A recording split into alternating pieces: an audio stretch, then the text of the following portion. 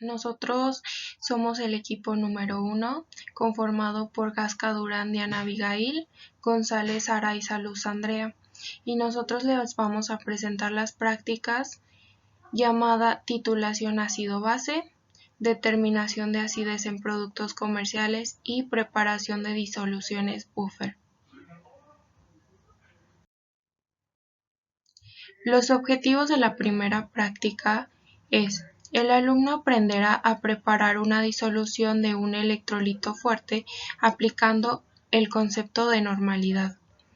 También empleará el uso de un estándar primario adecuado para normalizar una disolución de ácido clorhídrico o bien de hidróxido de sodio, además de emplear el concepto de valoración como un procedimiento de amplio uso en el laboratorio para el análisis cuantitativo. Introducción. La valoración ácido-base es un método de química analítica mediante el cual dos sustancias, ácido y base, se ponen en contacto de tal forma que se produce una reacción de neutralización, siendo una neutralización una reacción química entre ácidos o bases que produce sal y agua. Suelen ser exotérmicas porque liberan energía en forma de calor, y su finalidad es conocer la pureza y concentración de la sustancia a evaluar o titular. También es conocida como analito, a partir de una sustancia de referencia. Una sustancia de concentración conocida, llamada titulador, puede ser un ácido o una base, pero otra sustancia debe de ser lo opuesto, para que ocurra una reacción de neutralización. Además, se debe de conocer cualquier cambio que ocurra después de agregar una cierta cantidad de sustancia o solución estándar, llamada valorante o analito. Por lo tanto, matemáticamente es posible estimar cuánto valorante se consume y por lo tanto cuánto analito está presente, determinando así la pureza del segundo reactivo. Para determinar el punto final, se utilizan compuestos que tienen la característica de cambiar de color al finalizar la reacción entre la solución estándar y la solución que se está evaluando. Estos compuestos se denominan indicadores. La elección del indicador son aspectos esenciales para la evaluación. En la siguiente práctica se utilizará fenolftaleína como indicador. Los materiales que se emplearon y el equipo de seguridad en esta práctica fueron 2 bureta de 25 mililitros, 2 pipeta de 10 mililitros, 2 matraces aforados de 250 mililitros, 2 matraces aforados también pero de 100 mililitros, 100 matraces Erlenmeyer de 125 mililitros, una probeta de 25 mililitros, 2 vasos de precipitado de 100 mililitros, un soporte universal, una pinza para bureta, 2 espátulas, una piseta, una propipeta, una charola de aluminio, una pipeta de plástico, y también es necesario portar bata de laboratorio, zapatos cerrados, lentes de seguridad, vestimenta adecuada, pelo recogido, y también conocer sobre la disposición de residuos ácidos básicos y sales de disolución.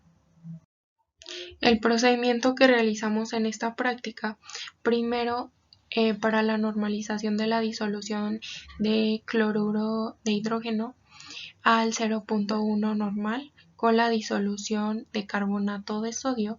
Primero hicimos los cálculos de 250 mililitros de cloruro de hidrógeno a 0.1 normal. En un matraz aforado de 250 mililitros agregamos 2 mililitros de cloruro de hidrógeno y aforamos para tener la disolución. Después preparamos 0.1 gramos de carbonato para disolver en 3 alicuotas distintas. Después procedimos a colocar 3 alicuotas de 20 mililitros de cloruro de hidrógeno al 0.1 normal y disolvimos con 0.1 gramos de carbonato y agregamos 2 gotas de naranja de metilo para posteriormente valorar con la disolución patrón de carbonato de sodio hasta observar cambios de color. Para el inciso B de la normalización de la disolución de hidróxido de sodio con la disolución de biftalato de potasio, procedimos a calcular 250 mililitros de hidróxido de sodio al 0.1 normal. Pesamos 1 gramo de hidróxido de sodio y disolvimos en 100 mililitros para después aforar en matraz de 250 mililitros. Después, en 3 alicuotas de 7.5 mililitros de agua, disolvimos con 0.5 gramos de biftalato de potasio. Después, agregamos a cada alicuota una gota de fenoftaleína para valorar con la disolución patrón de hidróxido de sodio hasta el vire del indicador. Para el inciso C, en la valoración de una disolución ácida problema, colocamos 50 mililitros de agua destilada en un matraz volumétrico de 100 mililitros y lo pasamos al matraz aforado, que tiene aproximadamente 50 mililitros de agua, y añadimos 1 mililitro de ácido muriático. Después, preparamos 3 alicuotas con 10 mililitros de disolución ácida problema y una gota de fenoftaleína. Después procedimos a valorar la solución problema con una disolución de hidróxido de sodio hasta que el vire del indicador fenoftaleína cambie ligeramente a rosa. En el inciso D, para la valoración de una disolución alcalina problema, primero, en un matraz aforado de 100 mililitros, vertimos 0.5 gramos de jabón comercial en polvo para aforar con agua destilada. Después preparamos 3 alicuotas con 10 mililitros de disolución alcalina problema con una gota de naranja de metilo. Por último, valoramos la solución problema con una disolución de cloruro de hidrógeno hasta que el vire del indicador naranja de metilo cambie a rojo canela.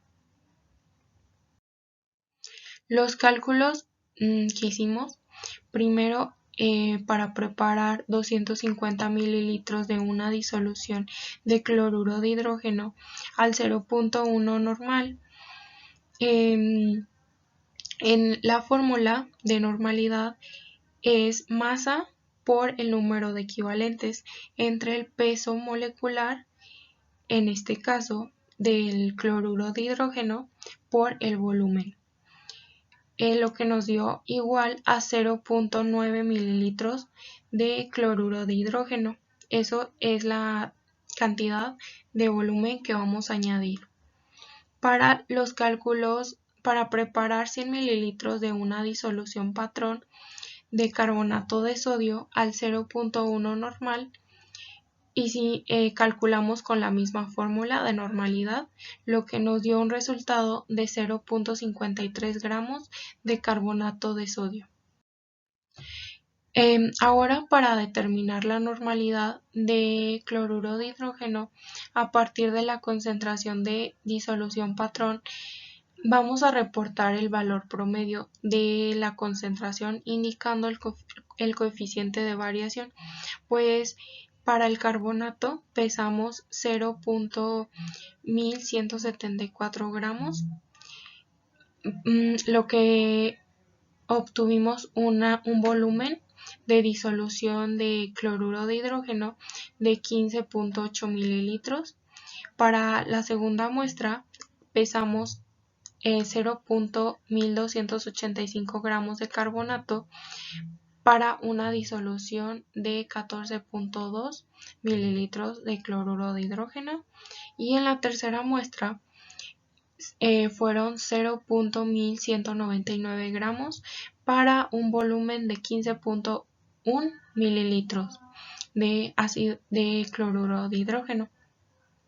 Después procedimos a evaluar la normalidad, lo que nos dio en la primera muestra 0.070 normal, en la segunda 0.0 0.853 normal.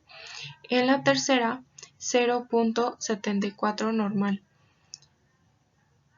Y como en la media sumamos los resultados y dividimos entre 3, lo que nos dio un resultado de 0.07673 normal. Después, para sacar el coeficiente de variación, necesitábamos la desviación estándar, lo que nos dio un resultado de 7.94 por 10 a la menos 3 entre 0.07673 multiplicado por 100. Esto nos da un resultado de 10.35%. Después, para realizar los cálculos para preparar 250 mililitros de una disolución de hidróxido de sodio al 0.1 normal, utilizamos la fórmula de normalidad. Después despejamos la masa para poder sacar la cantidad de hidróxido de sodio que íbamos a utilizar. En este caso nos dio un resultado de 1 gramo de hidróxido de sodio. Para determinar la normalidad de hidróxido de sodio a partir de la concentración de la disolución patrón, vamos a reportar el valor promedio de la concentración indicando el coeficiente de variación.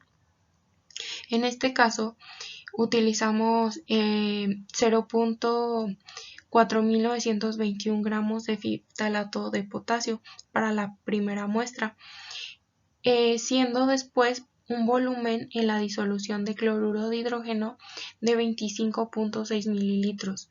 Después, en la segunda muestra se utilizó 0.4991 gramos para un volumen de 25.3 mililitros de cloruro de hidrógeno, y en la última muestra se utilizó 0.5013 gramos para un volumen de 25.7 mililitros.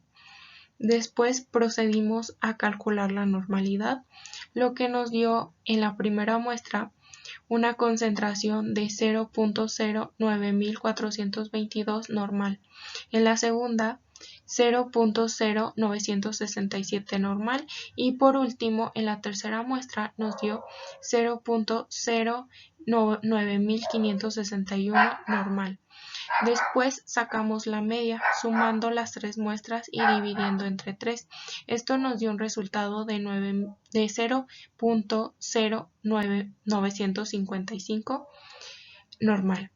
En la desviación estándar nos dio un resultado de 0.00123.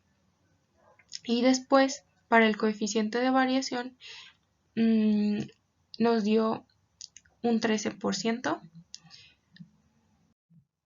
Después determinamos la normalidad, la molaridad y el porcentaje de la muestra ácida a partir de la concentración real de la disolución estandarizada de hidróxido de sodio y reportamos el valor promedio de concentración indicando el coeficiente de variación.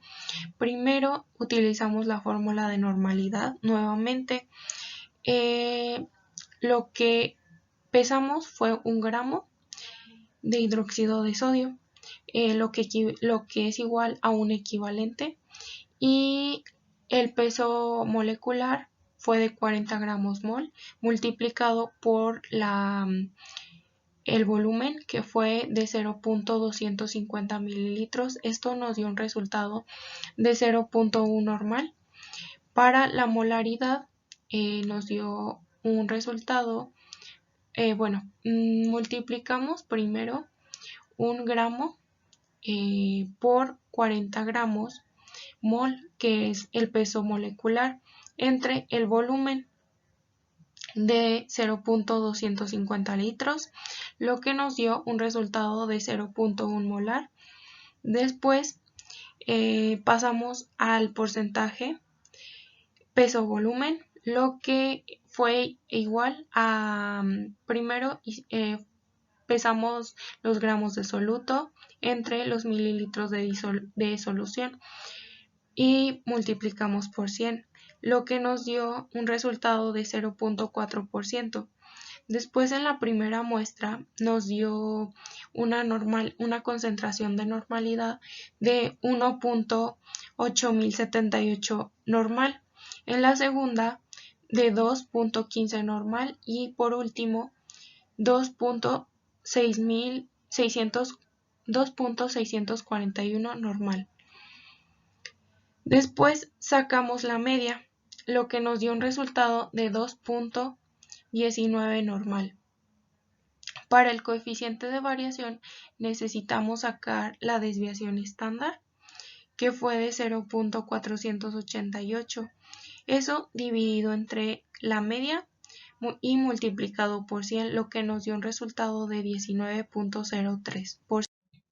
Para determinar la normalidad de la muestra alcalina a partir de la concentración de disolución estandarizada de cloruro de hidrógeno, vamos a reportar el valor promedio de concentración indicando el coeficiente de variación. Pues para las tres muestras tuvimos 2.5 mililitros de cloruro de hidrógeno. Después, para la primera muestra se utilizó 12.3 mililitros de hidróxido de sodio, en la segunda 11.8 mililitros y en la tercera 11.2 mililitros de hidróxido de sodio. Después sacamos las concentraciones normales. De la primera muestra nos dio un resultado de 1.004 normal, en la segunda de 1.046 normal y en la tercera de 1.10 normal. Después sacamos la media, la suma de las concentraciones entre 3, lo que nos dio un resultado de 1.05 normal, en la desviación estándar un resultado de 0.04812 y por último en el coeficiente de variación 4.58%. Para los resultados tenemos en la primera imagen la valoración de una disolución ácido problema. Aquí podemos ver nuestras tres muestras. Después, para la normalización de la disolución de cloruro de hidrógeno, vemos la imagen, la segunda, donde se encuentran nuestras muestras donde cambiaron de color naranja. Esto fue una disolución con carbonato de sodio. Y por último, en la tercera imagen podemos ver la valoración de una disolución alcalina problema, donde cambió el color a rojo canela. Para el análisis y discusión en esta práctica, para la parte del inciso A de normalización de una disolución de cloruro de hidrógeno al 0.1 normal con una disolución de carbonato de sodio, utilizamos el indicador de naranja de metilo, el cual tiene un color inicial amarillo para llegar a tener un color naranja.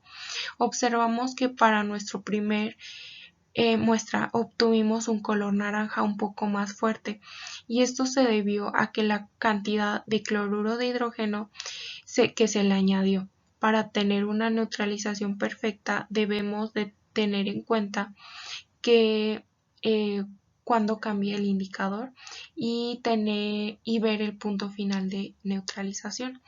Para la parte B de normalización de una disolución de hidróxido de sodio con la disolución de biftalato de potasio, tuvimos un poco más de problemas al momento de realizar la neutralización. En la primera parte creíamos que fue por la concentración de hidróxido de sodio, y sí, así fue, ya que al hacer la disolución tendríamos que agregar 1 gramo de hidróxido de sodio y lo que pesamos fue 0.1 gramo, por lo tanto desde ahí nuestra concentración iba a ser incorrecta, para después con ayuda de la profesora realizar una correcta disolución de hidróxido de sodio y poder neutralizar. Realizando esto tendríamos que haber llegado a un color rosa pálido, pero obtuvimos un color rosa más fuerte. Por último, en las valoraciones de la disolución ácida y alcalinas problema realizamos el mismo proceso procedimiento, tratando de llegar al viraje adecuado. Este punto es algo complicado, pero con los cálculos antes vistos analizamos lo que realizamos buenas neutralizaciones de acuerdo con las concentraciones obtenidas de cada disolución creada. Tenemos que una reacción de neutralización ocurre cuando un ácido o una base reaccionan para dar como resultado una sal o agua. Al realizar esta práctica encontramos las concentraciones desconocidas de cada una de las disoluciones que utilizamos, observando un cambio de color al momento de reaccionar cierto volumen de una disolución ácido-base con la disolución contraria, siempre ácido con base o viceversa, para lograr una neutralización correcta. En cada una de estas titulaciones se utilizó un diferente indicador, que fue el que nos ayudó a ver el cambio de color, dando como entendido que se había logrado esta valoración o neutralización adecuadamente, llegando al punto final de la reacción.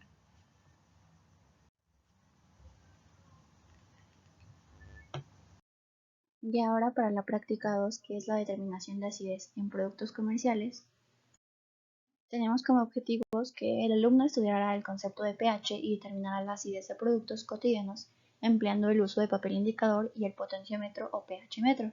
Y como segundo, que el alumno aprenderá el manejo y la calibración del potenciómetro.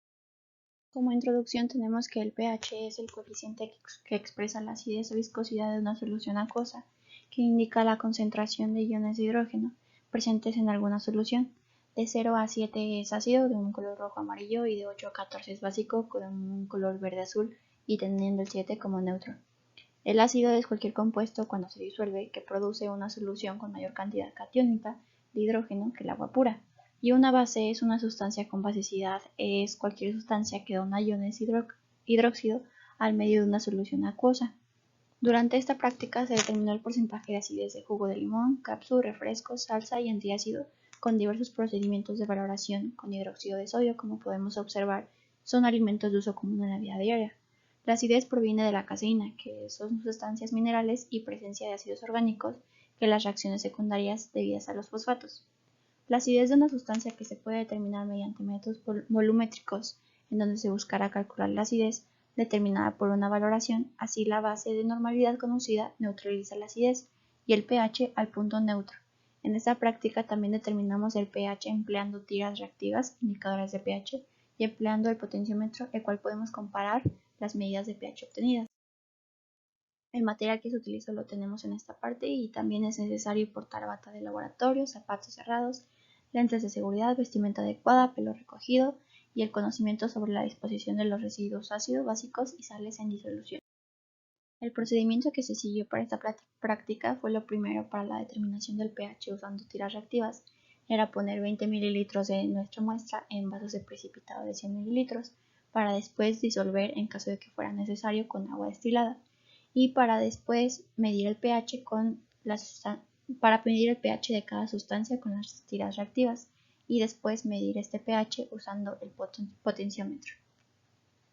Y por último, para la determinación del pH por volumetría era colocar un matraz aforado de 10 ml de la muestra ácida y aforar a 100 para colocar en 3 matraces alicuotas de 10 ml y agregar 2 gotas de fenolftaleína para valorar las alicuotas con hidróxido de sodio y determinar la concentración de iones de hidrógeno.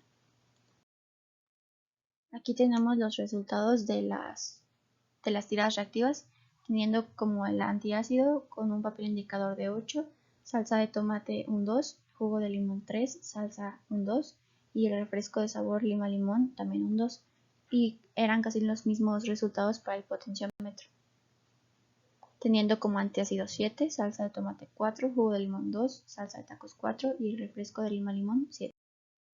Aquí tenemos los resultados en una tabla para sacar la concentración de iones de hidrógeno de acuerdo al pH que obtuvimos en el potenciómetro. Y para nuestro análisis y discusión tenemos que al realizar la práctica observamos que las sustancias que nosotras usamos para su valoración de pH, a excepto de una, fueron ácidas. El valor del pH nos ayuda a saber cómo puede llegar a actuar en nuestro organismo si ingerimos frecuentemente alguno de estos productos. Las tiras reactivas de pH están hechas de celulosa que reacciona con la acidez de alguna sustancia, por lo tanto logramos notar un cambio de acuerdo a una escala predicha de esta misma acidez. Por otro lado, usamos el potenciómetro, que en nuestro caso era la primera vez que hacíamos uso de este. Con el potenciómetro se logra medir el pH de una forma mucho más específica, el cual consiste de un electrodo que se sumerge en la solución para conocer el pH de esta misma. Y con conclusión tenemos que día a día consumimos diferentes productos sin conocer el nivel de acidez que entra a nuestro organismo. En esta práctica obtuvimos el nivel de pH que tienen algunos productos, dándonos cuenta que la mayoría de ellos eran ácidos, excepto por el antiácido, que es un medicamento utilizado frecuentemente para controlar esta acidez que algunas veces sentimos en nuestro organismo, logrando así una neutralización del nivel de pH de nuestro jugo gástrico con la base fuerte que es el antiácido. También logramos entender el uso de un potenciómetro para la medición del pH en distintas soluciones. Y para la última parte, que es la práctica 3, tenemos la preparación de disoluciones Buffer. Como objetivo tenemos que el alumno preparará disoluciones amortiguadoras de pH a través del manejo de la ecuación de Henderson-Hasselbalch. Para nuestra introducción tenemos que las soluciones Buffer deben contener un ácido débil y una sal del ácido, por ejemplo ácido acético y acetato de sodio. Una solución Buffer se define como una solución que resiste los cambios de pH cuando se agrega una pequeña cantidad de ácido o base o se reduce la solución. Esto es útil para mantener el pH de la reacción en un valor óptimo. Las soluciones Buffer consisten en mezclas de ácidos débiles y sus bases conjugadas. La ecuación de Henderson-Hasselbalch se utiliza para calcular el pH de una solución Buffer en función de pKa, que es la constante de disociación ácida, y la concentración de equilibrio de ácido o base conjugada. El uso de soluciones Buffer es importante en muchos procesos industriales, como el procesamiento del cuero, los materiales fotográficos y los tintes. En el cuerpo humano, los valores de pH de los diferentes fluidos varían mucho, pero estos valores son esenciales para el buen funcionamiento de las enzimas y el equilibrio de la presión osmótica y que se mantienen gracias a las soluciones tamponadas. Este es el material que se utilizó y también es igual necesario bata de laboratorio, zapato cerrado y tener el conocimiento y disposición de residuos ácidos básicos y sales en disolución.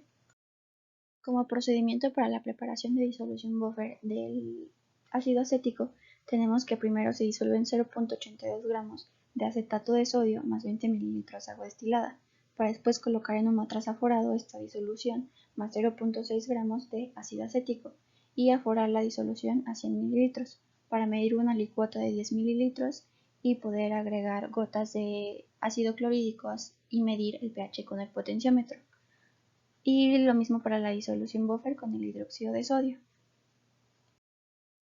Aquí tenemos los cálculos previos de la cantidad necesaria para preparar el ácido acético a 1 molar, que fue 0.6 gramos, y para los cálculos previos de la cantidad necesaria para preparar 100 mililitros del acetato de sodio, que fueron 0.82 gramos.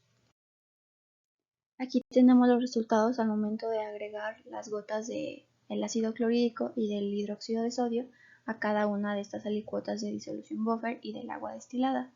Tenemos que para la de ácido clorhídrico de 6.4 pasó a 2.20 después de 20 gotas del ácido clorhídrico, lo cual es una gran cantidad, y de la disolución Buffer primera con 5 gotas de 4.26 a 4.36, con 10 gotas de 4.14 a 4.23, con 15 de 4.09 a 4.19 y con 20 gotas de 4.01 a 4.15. Y para el hidróxido de sodio tenemos que con el agua destilada pasó de 6.4 a 12.23. Para la primera disolución con 5 gotas fue de 4.23 a 4.37, con 10 gotas de 4.21 a 4.39, con 15 de 4.17 a 4.42 y con 20 gotas del hidróxido de sodio de 4.19 a 4.48.